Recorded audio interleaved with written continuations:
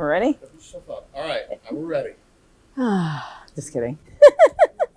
I created this salad a few years ago when I was working at another restaurant here in Austin. I think it's a very interesting combination of seasonality. The combination of beets and strawberries is kind of uncommon, but flavor-wise, they work really well together. The earthiness of the beets and the sweetness and freshness of the strawberries, alongside the funkiness of some gorgonzola and balsamic vinegar, make for an interesting combination.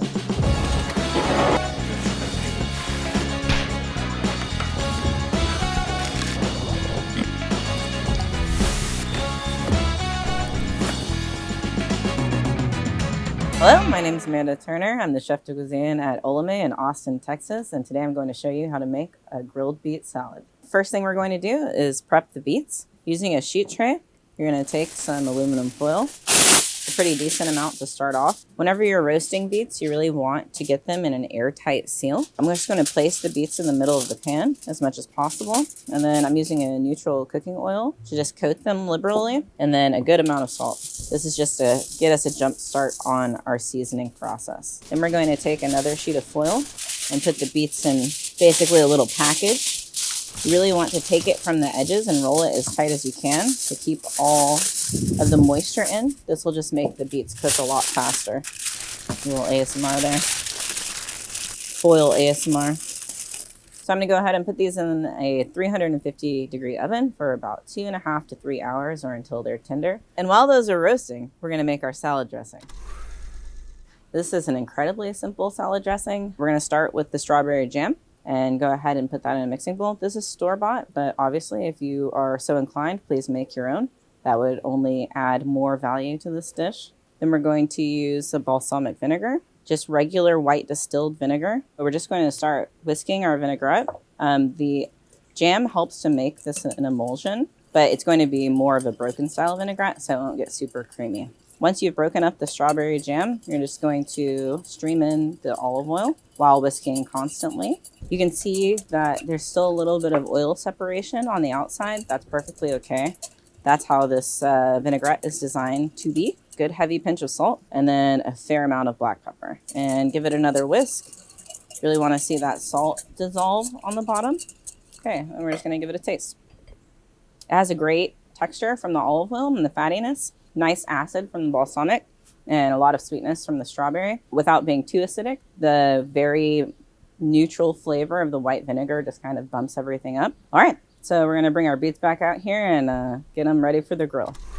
We've taken our beets out of the oven. They have cooled slightly. It's actually better to peel beets when they're a little bit warm. For this, I'm going to use just a plain linen towel. You're just going to take the beets in your hand and peel the skin back. Obviously, this is going to stain your towel. Maybe choose one that you don't care about that much. Take extra care to get into the little nooks and crannies. And then the very top of the beet, sometimes it won't peel all the way off, and that's okay. We can use a knife to trim that up later. This one has a bit of a gouge here, so I'm going to go ahead and trim that off, as well as this in part. Those hard pieces are not very good eats. I'm going to cut it in half, and then from there, we're going to just go probably ace on this one. You just want them to be relatively equal size, and I like them to be in a oblong shape. You can also try to cut them like this, so they're already on a bias and a little bit more oblique to switch up your knife skills. The reason I cut them like this is mostly for aesthetics. Whenever you actually go to put it on the plate and in the salad, it looks more dynamic. Beets.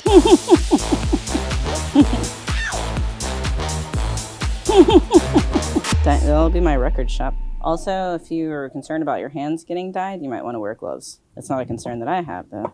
Obviously. And now that we've cut all of our beets, we're just going to add some oil. So a decent amount of oil, probably about a tablespoon's worth. And then we're just going to salt them liberally. I did taste one earlier and it could use a decent amount of salt. Should not be shy about your seasoning. And then we're just going to toss it together. Sweet. Now these are ready to go on the grill. So we have our grill here. It's on, preheated to high heat. This pan has been heating up for about 10 minutes. I recommend trying to get it as hot as you can so that nothing sticks whenever it goes on. And we really coax out some smoky flavor, particularly seeing as this is a gas grill. All the smoky flavor is actually just going to come from the high heat cooking. If you do happen to have a charcoal grill or a wood grill, this pan would work really great on it and pick up even more different kinds of smoky flavor. And you really want to hear that sizzle. That's how you know that your pan is adequately heated. And I'm just going to give it a little bit of a shake to even it out. But we're just going to let these grill. Only shaking and tossing infrequently is It's kind of similar to any other kind of cooking where you're trying to get good color. You don't want to move it too much. And we're back. We have our beets here. They just finished grilling.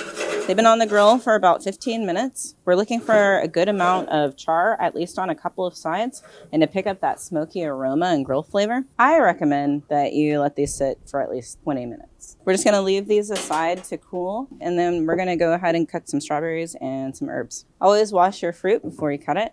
These have been washed and dried already. So we're just gonna take the tops off. We're just gonna quarter these for the most part. You want something to be bite-sized, meaning that you can fit it in your mouth easily. Some of these will have to be cut down a little bit further, obviously. I like strawberries on this dish, mostly because of seasonality.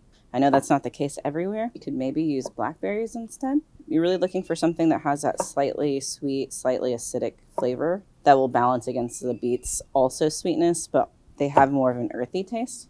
Okay, we're just gonna move on to cutting our herbs. I'm actually just going to take a small bundle of chives and then a small bundle of the dill and cut them together at the same time. Just kind of bunching them together from the stem side up. The dill stem actually is quite delicious, and I like the texture personally, and I think it's great in a salad. If you haven't done a lot of fine knife work, especially things like chives and herbs, I would recommend wrapping them with usually a paper towel works very well to bunch them together so you don't have to hold them so tightly. Also, if you're not able to get the cut super fine at first, feel free to go back and chop it again and mince it. We just don't want to bruise the herbs too much by cutting them, but using a sharp knife helps with that. But yeah, it should look like this. Set this aside, and then I'm just going to pick a little bit of dill to go on top for the garnish. So you're really just going to get down close to the main stem and pick off pluches about this size, maybe an inch or so. If they're a little bit larger than that, you can always break them into a smaller size. All right, so we have all of our ingredients here. We're going to go ahead and combine everything to make the final salad. First thing we're going to do is whisk the vinaigrette and go ahead and pour all of that over your beef. Treat it more like a marinade, essentially. And then we're going to add our strawberries to this mix and just stir that all together. I'm going to go ahead and add the chopped herb mix. Pretty fair amount. The herbs are a big part of this dish. You really want to get some of the herb flavor in every bite. Okay, I'm just going to taste it. Tastes pretty good. I'm going to add a little bit of black pepper to bring out a little bit more of that black pepper flavor. And then I have a bowl here. And we're just going to add the beet strawberry mixture on top. You want to get some of the vinaigrette, obviously, on the bottom of the dish. I'm spooning it over so that all the liquid doesn't go in, but we can add back as much as we need. You don't want it to be too soupy. I'm going to go ahead and add a little bit more arugula on top. And then I'm just going to break up the gorgonzola dolce with my hands into large chunks. Don't be afraid to get messy. The funkiness and sweetness and definitely the saltiness of this cheese pairs incredibly well with the beets. Next, we're going to go ahead and add our candied sunflower seeds. These are homemade, but you can always use store-bought. Any kind of candied nut could work. Sunflower seeds are a great option, though, because they're nut-free, just in case your guests have nut allergies. We're just going to garnish with some of the picked dill on top.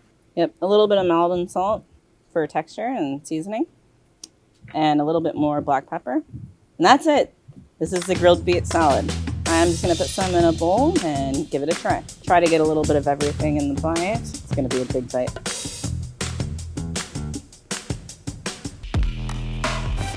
Yeah, it's really good. The cheese cannot be understated. Very delicious. Great pairing alongside the sweetness of the strawberries and the beets. The flavor of the roasted beet really comes through great. Grilled char, a lot of smokiness and richness. It adds a lot of complexity to this dish. Using the grill frying pan is particularly great because it has the holes in the bottom and all that smoke flavor gets to come straight through the bottom. The vinaigrette really comes through.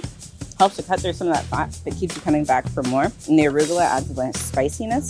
The seeds add a great texture and crunch. All right, y'all, that's the grilled beet salad.